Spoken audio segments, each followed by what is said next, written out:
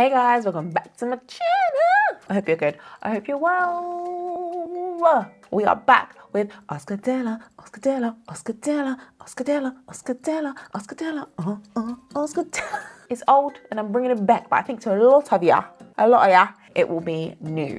So the OGs, you might remember a couple of these in the past. Anyways, I don't know where I got that theme song from. It was in the back of my brain, so I'm thinking, did I used to do that? Ask Adela is back. I've asked you all that if you have any problems, questions, dilemmas, scenarios, whatever it might be, that you want me to answer, give my input on, then I've asked you to send me an email or a DM. The emails can be sent to askadela@afadi.co.uk, and then here I am, answering the questions. I'm excited for this, as you can probably tell. If you like this Ask Adela, then like the video please, so then I'll know that you like the video and then I can make them all the videos that you like. And this is going to be slotted in between some of my video essays and my YouTube lives.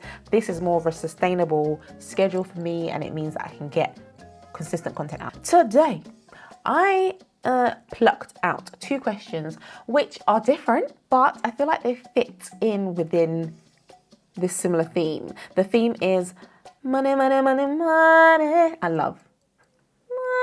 And love. So without further ado, let's get into them. The first message read, hey, my ex owes me 15k and it's been 7 months. No payment because he says he's broke. What do I do? Good googly moogly was my first reaction to that. 15k. I needed some clarification because it just said 15k. There was no currency symbol. So I said, please sister, tell me that this is not GBP. She said it's not GBP.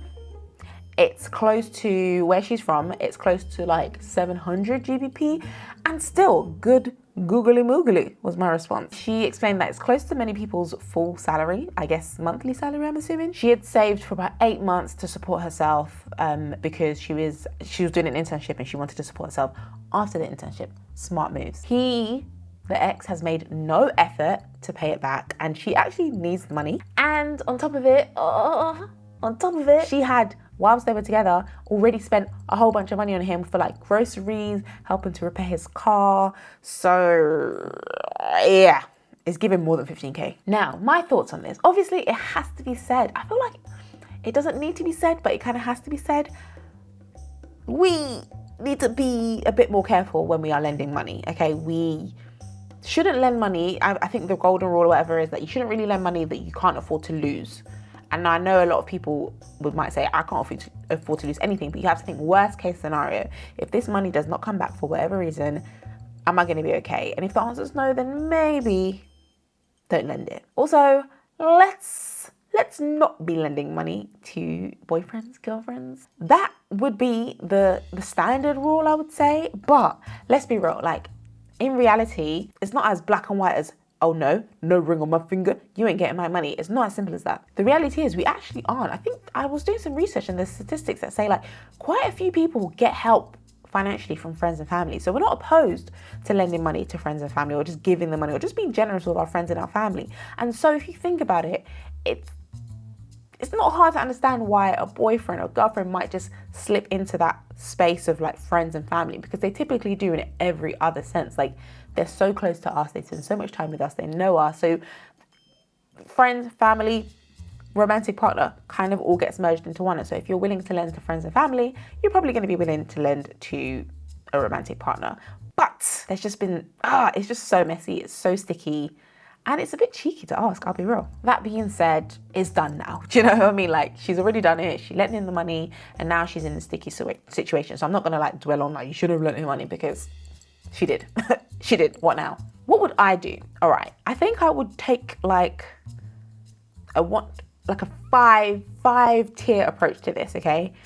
Starting with the most reasonable or the most ideal outcome, and then like trickling down to, listen, if I have to escalate this, this is how we're going to escalate it. So I think step 1, I would suggest small repayments. I would say, so if he's apparently saying to her, he's broke, he can't pay her back, I personally would be like, all right, can you pay me back 50 a month?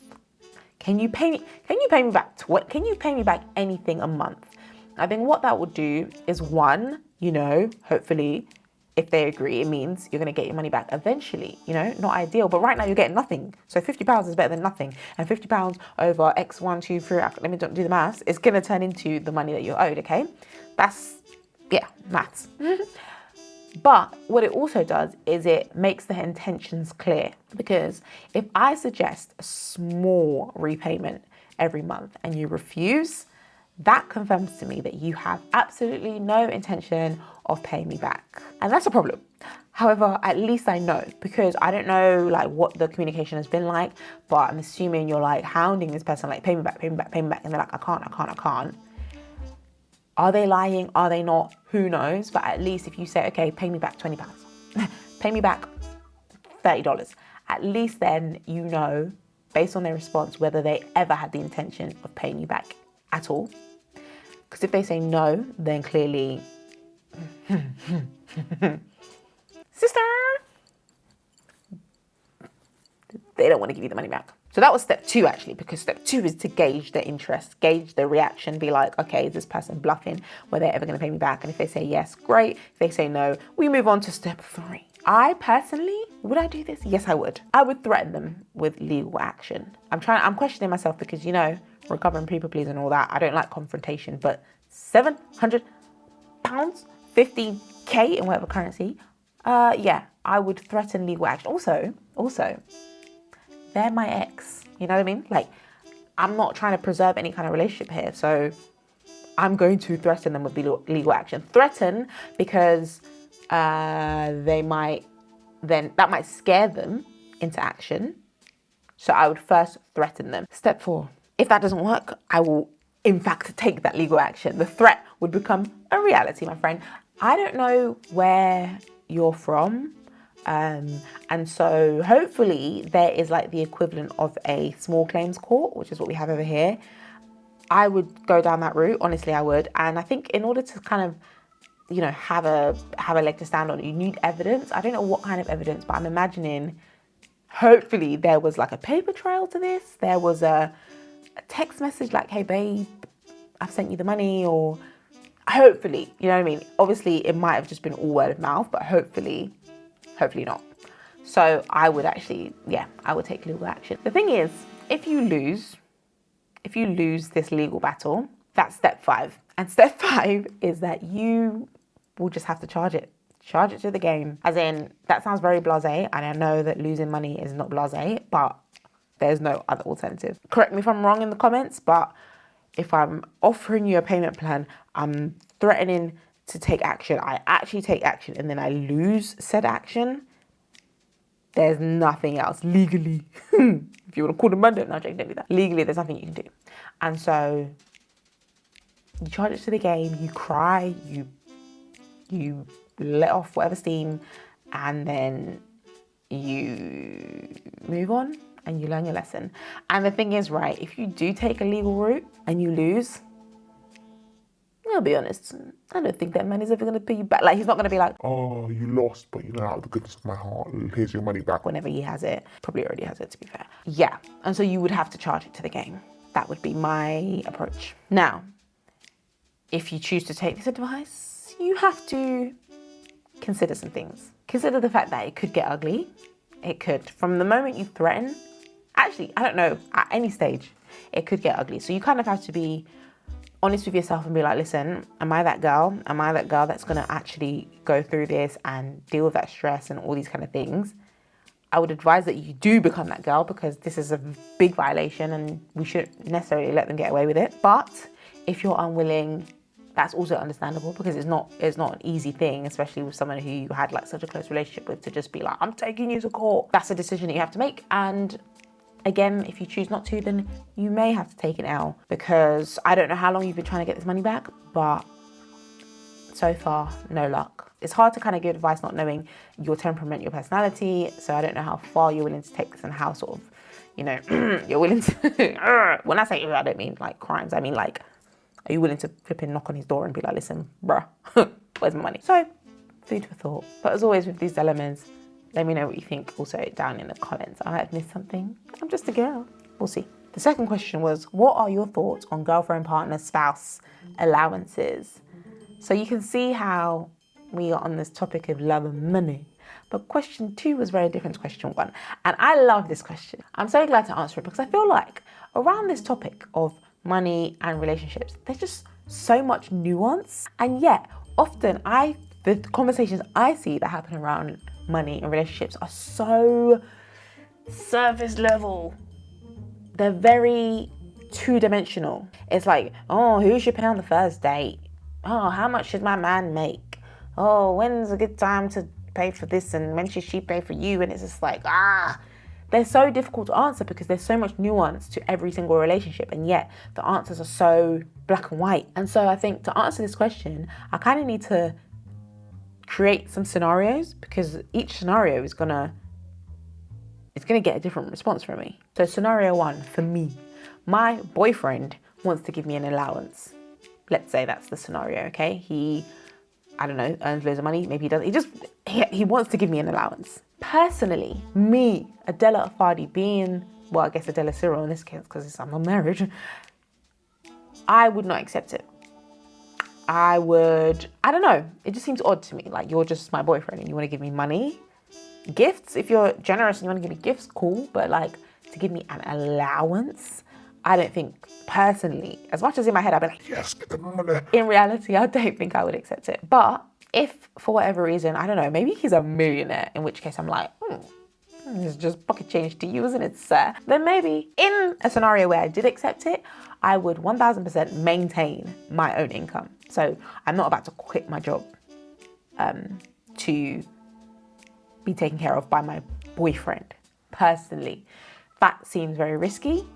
I just feel like I'd be filled with anxiety because I'm like, oh my gosh, like not only are you my boyfriend, not only am I interviewing you to see if you're suitable to be upgraded to my husband, you're my livelihood. And no. Not for me, not for my boyfriend. Absolutely not. Scenario number 2, I'm married and my husband wants to give me an allowance. In that scenario, I'm going to assume it's because I am maybe a stay-at-home mum or like a homemaker. In which case, absolutely, because unpaid labor is still labor. And also my unpaid labor is allowing you to earn your cash. There's a study, I think, there's a few studies that show that men who have wives with traditional roles in terms of like they're homemakers, they're stay-at-home mums, those men actually tend to perform better at work in terms of promotions and salaries. I think it's mainly due to the lack of split responsibilities. So a man who is working in whatever, a traditional role, and they have a wife at home who is taking care of the home or whatever, that man, I guess, typically won't have to split their time. They don't have to leave early to pick up the kids, or they don't have to consider all the labor that their wife is doing at home. And so they're doing labor and their wife is doing labor, but their labor is 100% here and their wife's labor is 100% there. And I think that's why they tend to, perform better. And so if my role is to be at home and to look after the kids and do all the things that allow you to do your role, then you best believe that I want some of our money. And because it's our money, I would feel absolutely no way about it. Even right now, as what do they call it? Dink. I don't like that word. Dual income, no kids. We both have an income, but I don't count. I don't be like, oh, I brought in 10% this month and you brought in 90%. No. Listen, everything you do, I help somehow, emotionally, spiritually, physically. So this is our money. We pull it together and it's our money. However, I think in a situation where somebody is actually the only one earning the physical cash, even though you're both doing labor, I think allowances have to be agreed and not dictated. So if I was in that situation, you can't tell me what you're giving me as an allowance. It has to be a discussion. It has to be an agreement. On top of that, legally, I also have to be protected. You cannot be the sole earner and therefore the only one whose name is attached to everything. No, my name needs to be on the mortgage. My name needs to be on some of the bills. Legally, I need to be covered because, again, I'm doing all this labor on top of your labor. And just because your labor is the only one producing physical cash fruit doesn't mean that it's not our money. And so I need to be covered from a legal standpoint too. And also, I should still have access to our money. I don't mind this whole like soft life, you know, my husband brings in all the money, all that kind of stuff. My husband takes care of everything financially. Cool. If you want to take care of it, we can discuss that. I need also to have, visibility. I need visibility. I need to know what is in the account. I need to know how to access it. I need to have access to it in the first place. Yes, that would be how I would navigate the whole, I'm married, but he gives me an allowance, or we give us an allowance. And then there's scenario 3, depending on how you're looking at this whole allowance thing, and it's maybe we are both earning money and we both make a decision on our allowance, which is kind of what I do right now in my current marriage. Like, we both earn, all the money goes here, we pay our bills, and then we're like, okay, well, we've agreed time ago, this is how much money we are going to each give ourselves individually every month, just to spend or whatever, just, I guess, yeah, an allowance, you can call it. And in which case, yeah, cool. I think maybe the word allowance can be a bit like, all right, sorry, mum. But I think allowance, budget, same thing in this case. And yeah, I think that's fine. So in conclusion, based on these 2 questions, one dilemma, one more out of curiosity, I think it's safe to say that money is a big deal in relationships. We know that money is one of the big causes of like conflict, divorce, separations, stress, pain. Money is a big deal and relationships are a big deal. So now put them together and what do you have? A big deal. So I think it's important to know that money just can't be shared early and frivolously. Like, there has to be thought, and don't let love, in platonic, romantic, don't let love cloud your judgment when it comes to making smart financial decisions. Be generous, great, but be smart. And I think for extra safety, it just needs to be done in the confines of a safe environment, whether that be legally speaking, actually only legally speaking. Legally is the only way to protect yourself. Marriage is a legal agreement. Mortgages are legal agreements. And these things protect all the parties involved to an extent, but you still have to be smart. That's all the advice I have for today. My mouth is dry. Woo! Woo-hoo! Let me know what you think down in the comments below. As always, I feel like this is going to be even more fun than when I did it the first time, because now I have people who like really let me know what they think in the comments down below. And what better video to do this on than this one. And like I said, if you have a question, a dilemma, a problem, a scenario, whatever it is that you want me to answer, I give my 2 cents on, then please do drop me an email at askadela@afadi.co.uk. Everything will always be anonymous, don't you worry. Or drop me a DM on Instagram.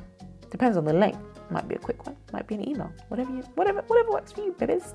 And yes, I will see you next time. Please do subscribe. It really helps the channel. Comment down below. I'll see you in the comments. I'll be there soon. All right, bye.